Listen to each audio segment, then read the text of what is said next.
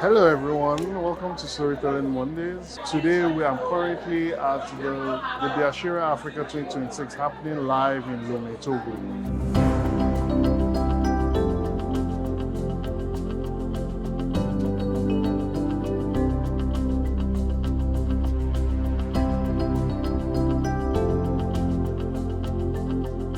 I'm just at the African market, as it were.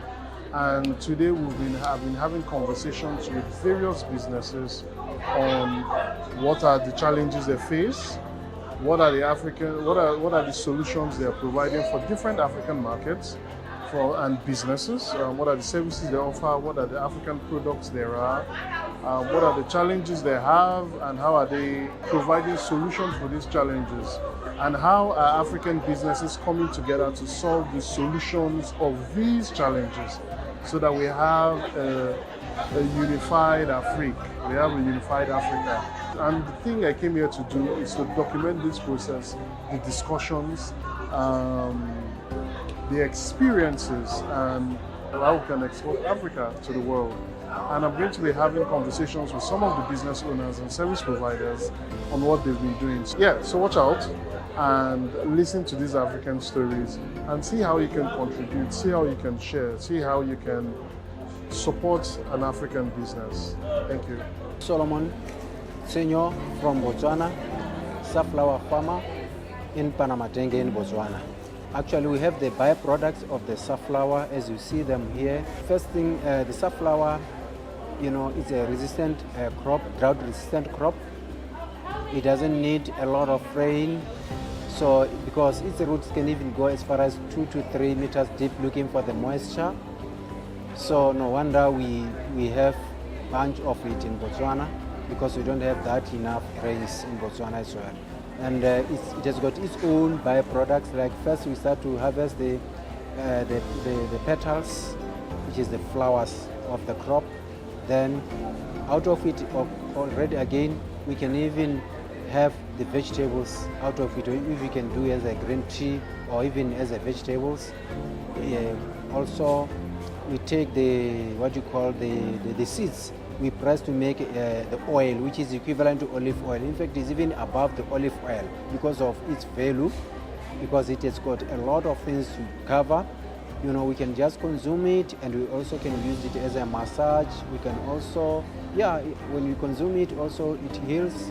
Actually, it also subsidizes the sugar diabetes, also the hypertension, and also it rejuvenates the cells and arthritis also. So that's the safflower for us. Actually, it has got a lot of the byproducts from there. Also, it has got its stock, which is good for the fish. And we also do extra. We have the cream, as you see, it comes from the safflower. These are all the byproducts for the safflower. And we are here in Togo just to sensitize people about these products, because it's a new here in Togo, they don't know about these products. We want those people who just want to, we are ready to export it from their countries, so that in Africa, within Africa, we no longer want to go outside Africa, because we are all brothers and sisters in Africa. We want to support each other, we want to complement each other. To add a bit to what my brother has just said, safflower is a multi-purpose oil crop. It does well in arid and semi-arid areas of Africa. And there's something important about safflower, because it supports the whole value chain. You don't throw anything away from farming up to processing. There are different stages of safflower that can benefit us in Africa. It's for us and even for our animals. Africa has land, Africa has the soils, and we have the potential to do everything. Looking at our products here, the oil, from the oil to the animal feed, we farm, we process, and we do the selling. We are here in Biashara today to promote safflower to the whole of Africa. Africa can go somewhere. If we have the soils, we have the potential to do everything on our own. Africa for safflower and safflower for Africa. Stay blessed. Hello. My name is Ruka Etisuf, CEO, founder, Jonty Natural Organics, proud subsidiary of Jonty Group. We're a natural cosmetic and agro-processing brand from Abuja, Nigeria. We're sponsored by UNDP. We're here today at Biashara 2026. I would like to introduce you to some of our products. We have products around the tiger nut value chain. We are selling both health and comfort in the pack. Some of these are products, you just add water to them and then they're ready to go. We also have other products that gives lots of health benefit. For instance, our top seller, which is Preckers. Preckers can be used for your daily, food, spice, but you can also use to regulate everyday health challenges such as hormonal imbalance, infertility, and many more. Then I also like to introduce you to another product, which is bitter cola powder. This is it. It's in powdered form. You can use for your tea, smoothies. So the idea around Johnty Natural Organics is we make sure whatever product we are bringing to the world, it has some form of health benefits. We are basically trying to heal the world while eating food without doing so much. My biggest challenge selling both in the international market and domestic market is logistics. Logistics has been one of the key factors. For instance, I sell in 7 international countries right now: US, UK, Canada, UAE, and Mexico. Unlike the Pan-African trade, logistics is one big thing I think is like an hindrance to be able to leverage on the opportunity we have. And we are here, we're excited. We know we're going to find solutions to that so that we can take over the African markets. Thank you. Whilst we're speaking to business owners, something surprising happened. Following his keynote remarks, where he announced a landmark decision to grant visa-free access to all Africans traveling to Togo, President Faure Essozimna took his message beyond the podium and into the heart of African commerce. Stepping into the Biashara Africa Marketplace, President Gnassingbé engaged directly with entrepreneurs, innovators, and business leaders from across the continent. Moving from stand to stand, he explored products and services showcasing Africa's creativity, resilience, and growing economic potential. His visit underscored the spirit of Biashara Africa, breaking down barriers, fostering connection, and creating a truly integrated African market. More than a symbolic gesture, it was a powerful demonstration of Togo's commitment to facilitating trade, encouraging mobility, and strengthening economic collaboration across Africa. As conversations unfolded and ideas were exchanged, the marketplace became a living reflection of the Africa envisioned under the AfCFTA, connected, competitive, and united in prosperity. So we have Access Drone Academy, born out of trying to make sure that the skill sets that are needed to fly drones and to fly drones safely is really made available to anyone who is interested in here. We've been in the space for over a decade now, and we believe that we have the competency to actually push forward and to create the next generation of drone pilots needed on the continent.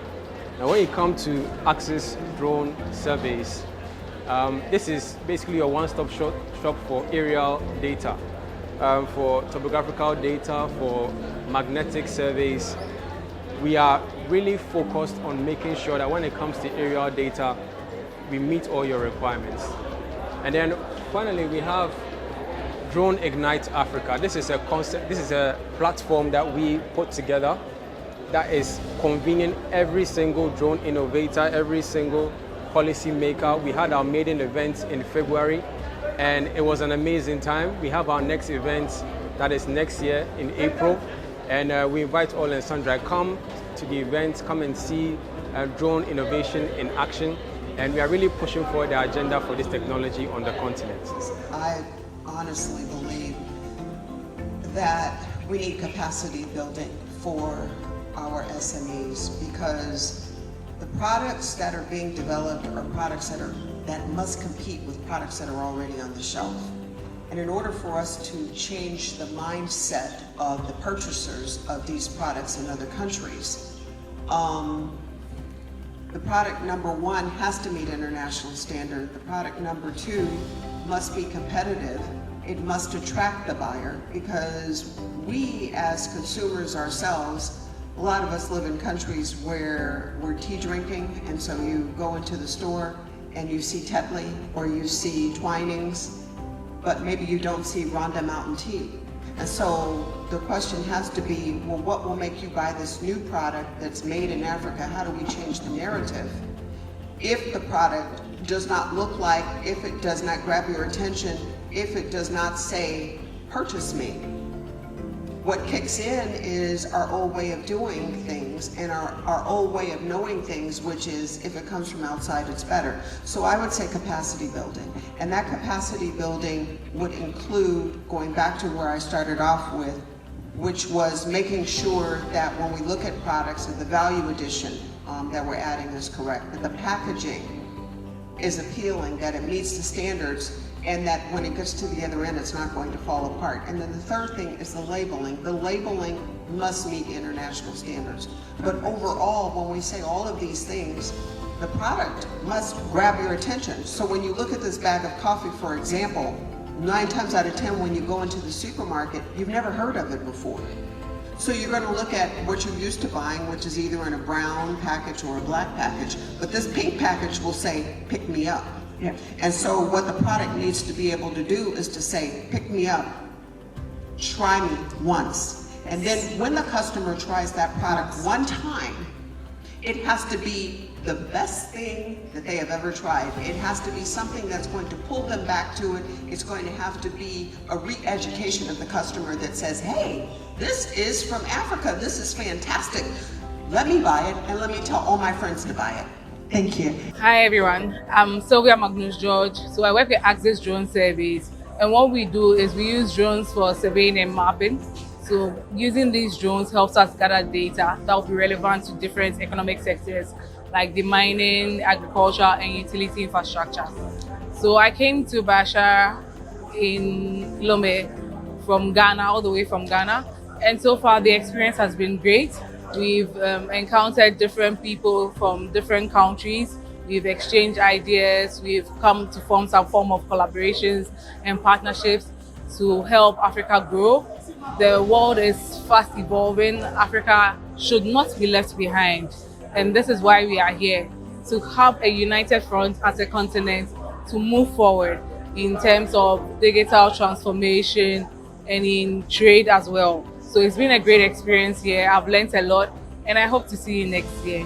嗨，大家好，我来自中国河北省，我叫 Lisa，这次特别幸运能够参加第3届的非洲自由贸易区的这次会议。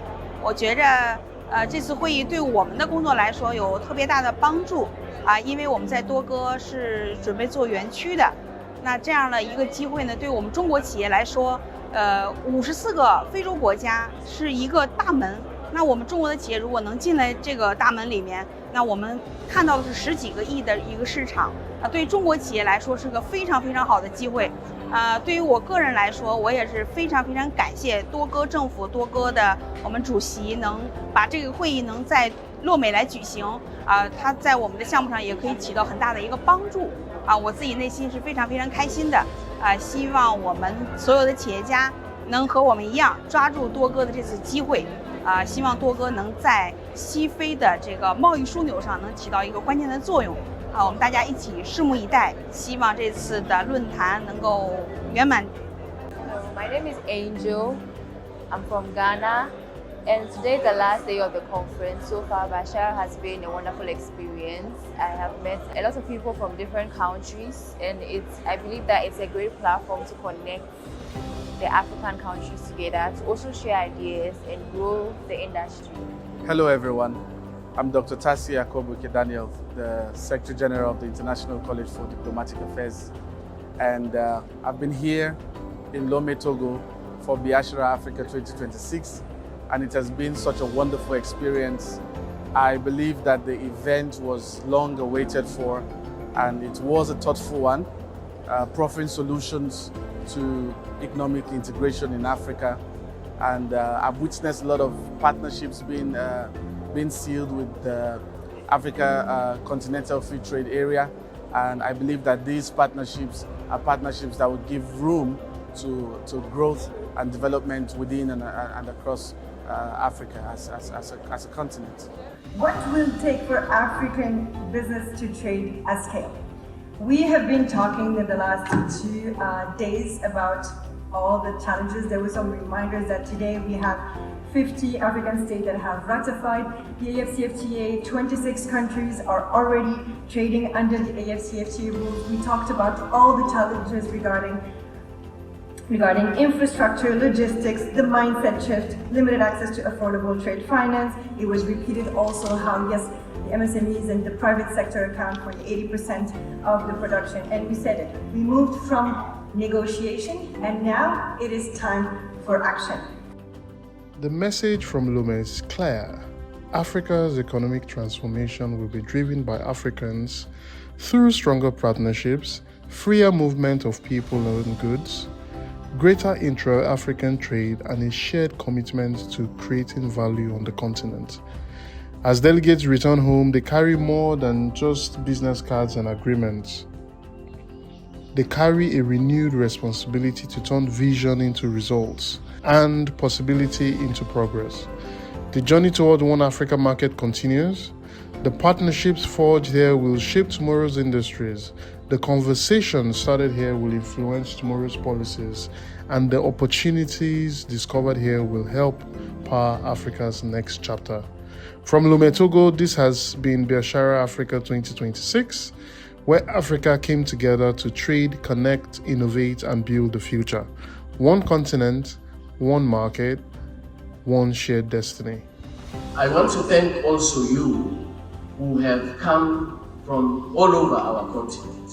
As Cynthia said, almost 2,000 people who have been here with us from the very beginning, who have contributed, who have interrogated, who have exchanged ideas, and who have taken ownership of the AfCFTA and made it into a truly people's movement. Not just the movement of people like me in the Secretariat, or the ministers, or the heads of states. You've made it into a people's movement. And I believe that through your leadership, that is how we are going to succeed.